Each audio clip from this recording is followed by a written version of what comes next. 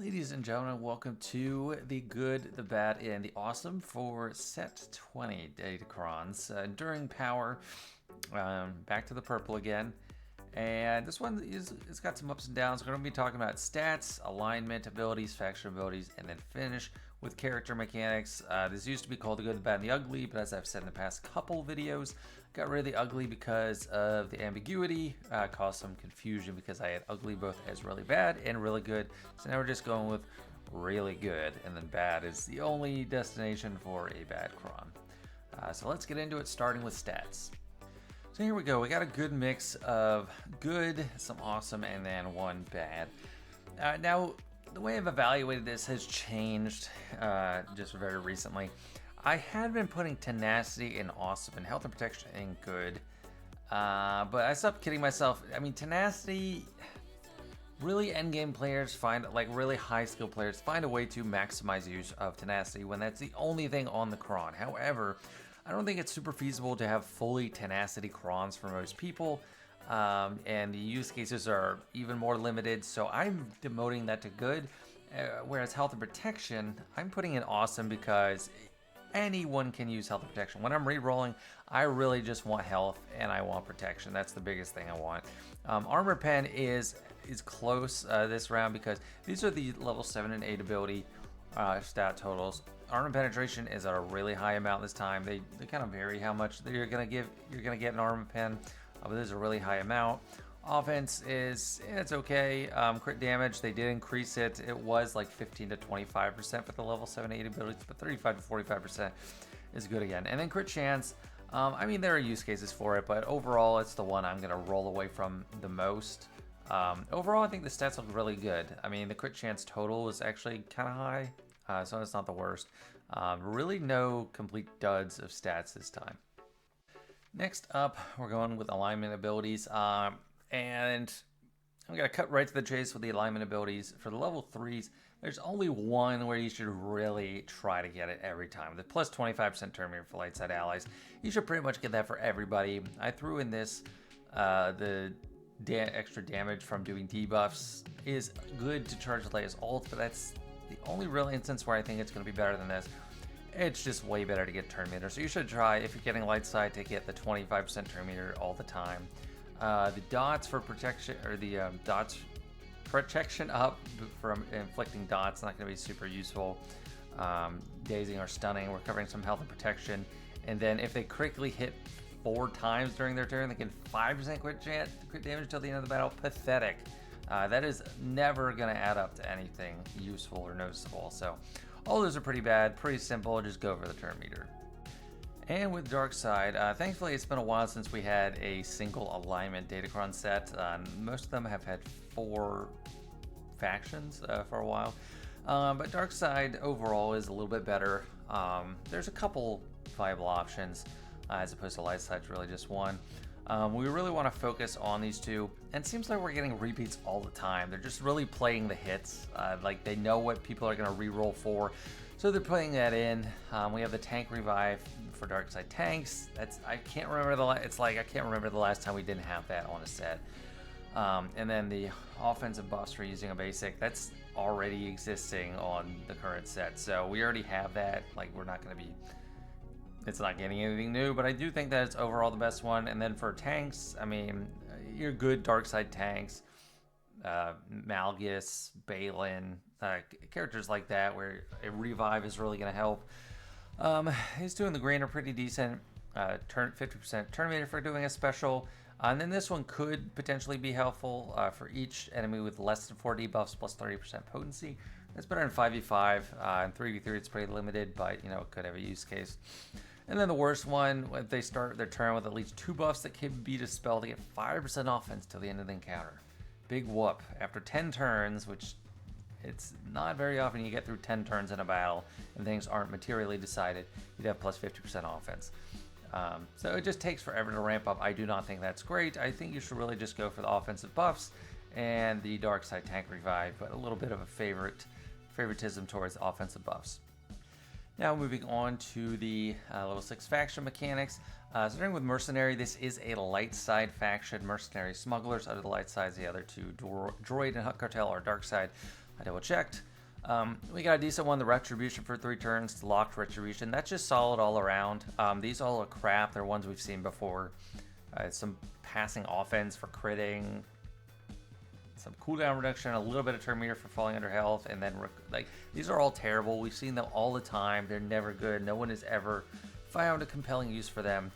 And I don't think that'll start now. The awesome one, the one that you really want to go for any of your mercenary teams, is the wordy one. Big surprise. At the start of the encounter, all mercenary allies have plus 100% defense penetration. Nice. That goes for armor and resistance penetration. Then whenever a mercenary ally attacks out of turn, they attack again once per turn. Okay, so double attacks. That's going to be crazy. Dealing 5% more damage for each stack of Soldier of Fortune they have. This is going to lead to insane damage on the Balin team.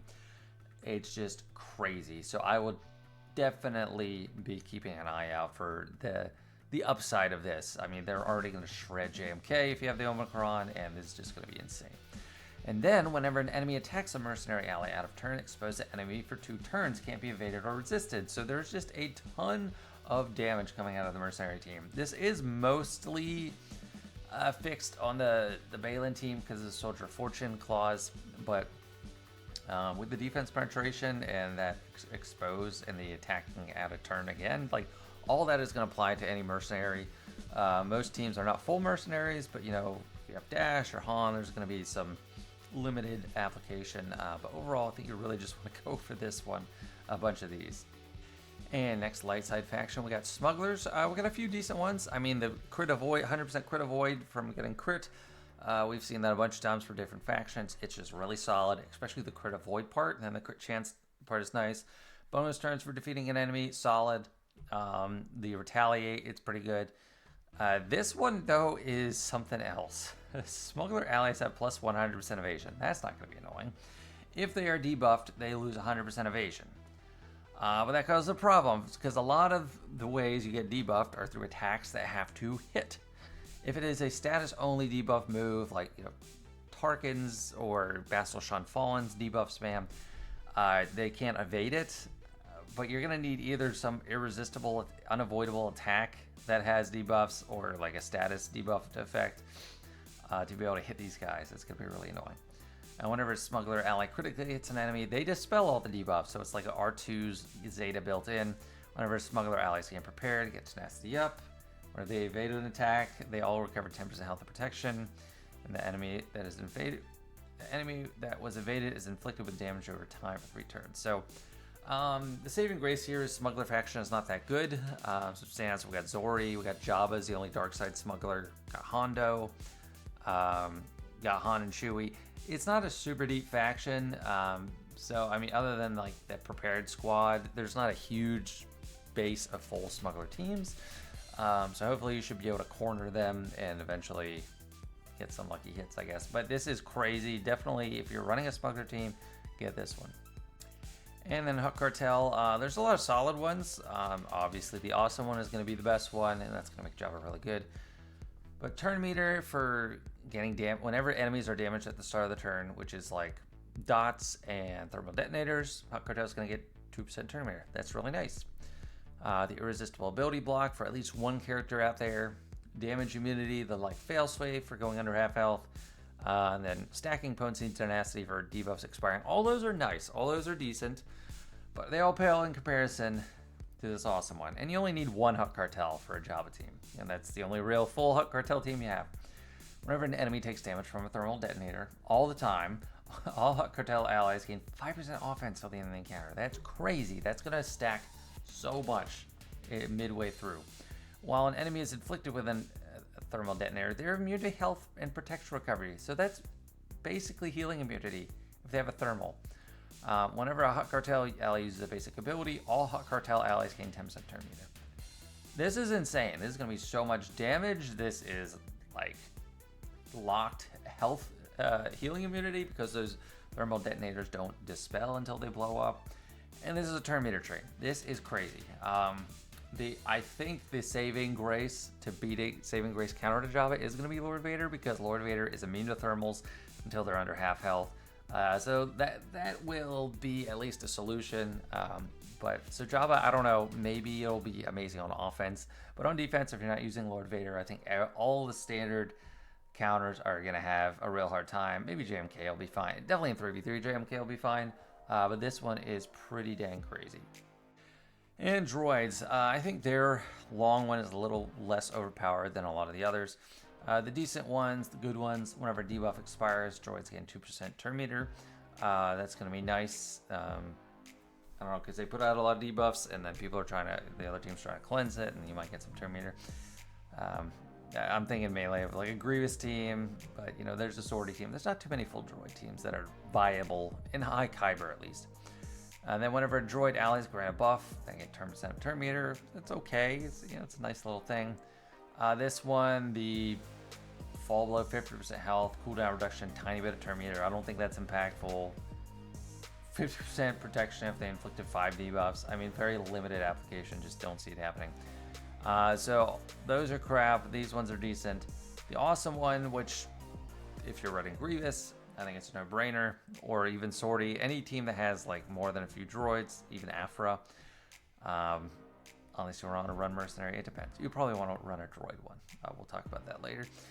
The first time each droid ally falls below 40% health, they gain damage immunity for 2 turns, can't be dispelled. Nice. So that's like, that right there is a level 6 ability that is sometimes on its own. Whenever a droid ally dispels a buff or debuff, all droid allies gain crit damage up and offense up for 3 turns. Can't be dispelled. You don't often see those locked offensive buffs. That is nice. And then whenever an enemy is stunned by droids, all droid allies recover 25% health and gain 10 speed. So Afra, Grievous, really kind of no-brainers to pick this one. I don't think it's like crazy, but it is a lot of nice stuff. I don't know if it makes Grievous viable in the current environment, but it's going to get him pretty close. And now we finally move on to the level 9 character abilities, starting with Mercenary. I double checked which ones go to Mercenary and which ones go to Smuggler, because I mean, even though these guys aren't Smugglers, they seem like they could be to me. Beskar Armor. This is damage reflection. It's like Staunch Reprisal and Conquest. It's okay. It's nothing game breaking. 20% reflection damage isn't that crazy. I feel like they don't damage him that much anyway, because he does damage immunity when he gets hurt even a little bit, so that's not blowing me away. Kyle Katarn is nice. When he inflicts a debuff, he recovers 25% health and protection once per turn. And Cara Dune's similar. Once you gain stealth, recover 100% protection. So just some healing functions for them. It's nice. It's not game changing, but if they are going to go on a team anyway, and you don't have another applicable, more important cron, it's decent. So when the Rebel crons go away, you might want to use this with like assault team. The bad, it's mission, and mainly it's bad because it is mission. Mission is not a good character. You don't want to take her to Relic 5 for this. You don't want to run a team if you already have her at Relic 5 just to force this in. It's just not worth it. She does extra damage based on potency, but her damage sucks, so you don't care. Don't worry about it. The awesome one, it's Jedi Cal Kestis. It's awesome because he is always viable, he's always going to be used, and this just makes him a lot better. It basically makes him get his insta-kill 1 turn sooner, so you only have to switch stances, or get 2 different stances, then he'll be at his full stack of Impetuous, and get his insta-kill, and then we use that insta-kill, he gets 50% defense penetration and 100% offense for 2 turns, then whenever he gains a buff, he gets 10% defense till the end of the encounter. It's nice. I mean, it's just sweetening the pot for an already good character. Since this set has protection on it, that's going to make for a pretty strong Jedi Master Luke team for sure. Next we got Smugglers. I had to break it up into two screens because they're so large. The good dash, whenever an enemy is stunned, he takes a bonus turn. That's okay. I mean, stuns aren't extremely common, but it's nice for him to take a turn. I'm not going to say it's awesome, but it's decent. And just to get rid of this one because faster. Better than Smuggler Chewie. He dispels debuffs on himself and recovers health, but it doesn't matter because he's not a good character, so it's basically inconsequential. So moving on, don't worry about it. The Kira one, it seems like it would be awesome, except for the fact you can only get it if you roll Smuggler level 6. And the level 6 abilities for Mercenaries is so good, you do not want to run this with a Balin team, because this is definitely geared towards a Balin team. At the start of the encounter, she gains damage immunity for 2 turns. Great, she won't die for a couple turns. Okay, that's nice. Unless it's an insta-kill. When she gains prepared at the start of her turn. Whenever a mercenary ally attacks, she assists. See, it's like all baked in as mercenary stuff, but you can't have a mercenary level 6. And you have to have a light side level 3 too, so it's terrible. Whenever she loses prepared, she gains 5 stacks of Soldier and Fortune and 20% potency until the end of the encounter. The first time she uses a special, while she has 20 stacks of Soldier of Fortune, she inflicts healing immunity and protection disruption for 3 turns on target enemy, which can't be dispelled or resisted.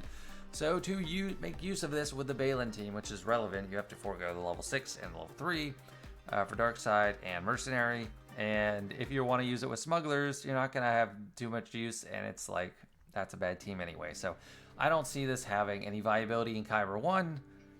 Lower, I don't know, you can force it to make it work, but I just don't see it really happening. And the rest of the Smuggler faction, we got, see these enormous texts. These are awesome, but Nest has really fallen off. She's not as viable as she once was, but all these clauses do add up to make it, maybe she's a plug and play. She's immune to max health reduction. She assists whenever an ally takes a turn. I don't understand how that works, because it says when they take a turn. Is that when they start the turn before they use an ability, or like when they use an ability? Because usually it says whenever they use an ability. I'm going to assume that's what it means. She'll assist all the time. She has a Dispel for defensive buffs, so that's just a nice always Dispel. It's kind of like a Sokatano, like Snips. And when she inflicts a debuff, she gets 20% crit damage till the end of the encounter. That's going to stack up really nice. That AoE, if you get 5 debuffs, 100% crit damage, that's going to stack up. The Expose from attacking at a turn, that's really going to ramp up. Whenever she uses a special, she attacks again, dealing 20% bonus true damage. When she attacks out of turn, she exposes the target enemy for 2 turns. Some more debuffs with all those assists, feeding the crit damage, and then it's just, that's a lot. And whenever an enemy takes a turn, she gains 5% offense till the end of her turn. So she's going to ramp up her damage. I think you want to make an engine to get her a lot of turns, make her attack a lot. I don't know, maybe Ray or something. I don't know. Maybe it won't ever even get used because it's too finicky, or maybe it's an offense only thing, but I don't know special comp to use it with. I just think it has potential. And then Santa Staros, this one's busted for the same reason that Admiral Piet potentially is from the previous set. Because this, at the start of the encounter, all allies, this is unconditional. They just gain 100% max health, 50% max protection, and 25 speed. They just get it, no matter where she is. So this is insane. Put her with Rey, put her with, I don't know, Leia, put her with Jabba. Like, everyone is getting 100% max health and 50% max protection. That is nuts. And the defense up for 2 turns. Okay, I guess that's nice. Whenever she gains turn meter, all allies gain 25% offense for 3 turns. Okay, nice. Whenever an enemy is inflicted with vulnerable, they get target locked. I'm going to skip a clause to say whenever a rebel or scoundrel ally attacks an enemy with target lock, they gain retribution, so those 2 play together. Whenever a scoundrel ally uses a special, target enemy loses 40%, which can't be resisted. This might be with Java. Well, no, because there's Hutt Cartel. It's too good. But you could put it with random teams. It's crazy. Whenever an ally is defeated, Captain Han Solo gains a bonus turn, his cooldowns are reset, and all allies recover 50% of the protection. So if you're using a standard Santa Staros team, that's when it helps. If this does affect all allies without any conditions of having like smugglers or scoundrels or whatever on the team, I don't see her being with her own team as the best use. But yeah, so we'll see. I don't know where the best place is for her. Maybe she doesn't actually have a place. Maybe that stat boost isn't enough. But it's kind of like POW in a couple sets ago where he was just giving crazy boosts to stats. Next, we got the Hutt Cartel level 9s, and they are really making me talk a lot with these walls of text. We got Gamguard and Mob Enforcer, 2 terrible characters that might be relevant through all these crazy buffs, but I kind of doubt it. Let's start the encounter. Gamguard gains 5 stacks of My Kind of Scum, 100% potency, 50 speed, and 20 counter chance for each Hutt Cartel ally. I'm not sure if this gives him 500% potency or if it's only 25. If Hutt Cartel ally is only modifying counter chance, that just means he has 100% counter chance, but he doesn't have plus 250 speed. I saw footage of this being used. I wasn't impressed. He's kind of like a paperweight. I don't think it really does anything. When he inflicts a dot, he gets riposte. Big whoop, who cares? He doesn't do much damage. While taunting, he takes reduced damage from enemies with damage or thermals. Who cares? He's not going to be better than Chrysanthemum. Whenever Game Guard removes turn meter, reduces cooldowns if his ability is by 1. Who cares? He doesn't have good abilities. So I think good might even be generous. I don't see this as getting useful. Mob Enforcer, a little bit more useful. If the leader is Hutt Cartel, whenever Mob Enforcer uses an ability, they assist, or I guess only when the leader uses an ability, Mob Enforcer assists, dealing 50% more damage. Who cares? She doesn't do much damage. At the start of her turn, all enemies are inflicted with thermal detonators. Get buff immunity for 1 turn. Okay, it's something. Whenever Mob Enforcer attacks out of turn, she always crits. Whenever an enemy critically hits Mob Enforcer, they get a stack of thermal for 2 turns. I actually really don't think this will be useful either. It doesn't do enough. She's kind of a paperweight too, with a few extra thermals, some buff immunity, and some inconsequential damage from attacking. I just don't see her really being valuable. Not the word I'm looking for, but viable. That's it. And then the short ones that are easy to go through. Cad Bane and Greedo. Bad just because they're bad. I mean, this helps Greedo stay alive a little bit longer, but who cares? You don't want him to be alive. You don't want him to even be there. He's not good. Cad Bane, he assists, doing a little bit extra damage. Again, who cares? He doesn't do much damage. This is the one you want for Jabba, though. This is for sure. You want Embo, and you want to use this one. Whenever Embo critically hits an enemy, he gains 10% crit damage, defense penetration, and offense up to 200% of each of those. He already does a lot of damage on Jabba. He attacks a lot. He assists. He gives himself extra turns. This is one of the first times I've seen this a character actually be able to make good use of this ability. This is something we keep seeing all the time on crap characters. Embo on a Jabba team is really going to stack up his damage really high. So just be on the lookout. And that's on top of like mastery gains from the Jabba team too. It's going to be really good. Embo is a must-have for your Jabba team. And now we are finally getting to the end. We have level 9 droid abilities. HK-47, I give it a rubber stamp of good, but I don't see him being used. Gains 15 speed for each droid or scoundrel ally. He inflicts evasion down on all enemies for 1 turn. Kind of big whoop. If they're inflicted with burning or torture, his cooldowns are reset. The only useful cooldown ability he has outside of Darth Revan team is the AoE. With tenacity down on multiple hits, otherwise who cares. Whenever he uses assassination protocol, he inflicts ability block, but that move doesn't really do much unless Darth Revan's the leader. Then whenever an enemy is inflicted with tenacity down, they're inflicted with fear. So this gives his AoE a fear component. So that's the value to me. He has an AoE fear, and his cooldowns can get reset. So he might be good on an Afra team, but I don't think it'll be your top choice for the Afra team level 9. IPD. This is the bonus turn doing 100% more damage. Can't think of a worse character to have this for, except like Cup or Ugnaught or something. He barely does any damage. You might get more frequent buff dispels, but that's about it. I just think it's bad. I don't think it makes IPD worth using. And the only viable destination for him really is on a Afra team, but that doesn't make sense because what we want for Afra is BT1. When BT1 damages an enemy with a special and they don't have armor shred, inflict armor shred for the rest of the battle. AoE armor shred. Crazy. Twice, or if they don't have it. So you're gonna get AoE armor shred from your Afra team, and then whenever he uses a basic, inflicts expose for 2 turns. This is gonna be a lot of damage for BT1. And he gains protection up 50%. So he already is a high damage character.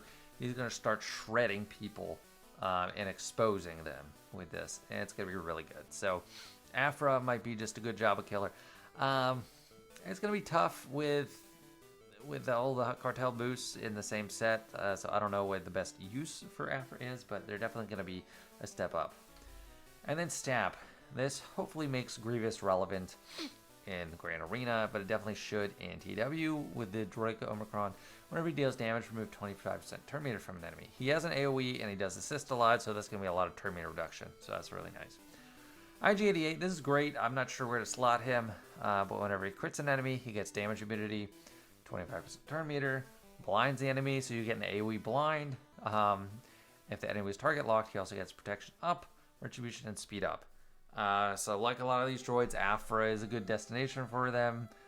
Maybe a Grievous nuke team is going to be something, but I guess the point of those teams is for everyone else to die except Grievous. So I don't know. In theory, it looks good, but I don't know who you actually use him with in practicality. But yeah, it looks good to me. Just I'll be interested to see what people come up with.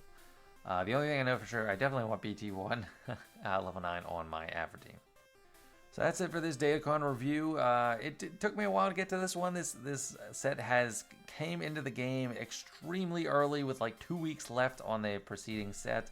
So I took longer to get to it because I wasn't prepared for it. I wasn't expecting it. I hope you enjoyed. Hope this helps, and hope you learned something. All right, see you later.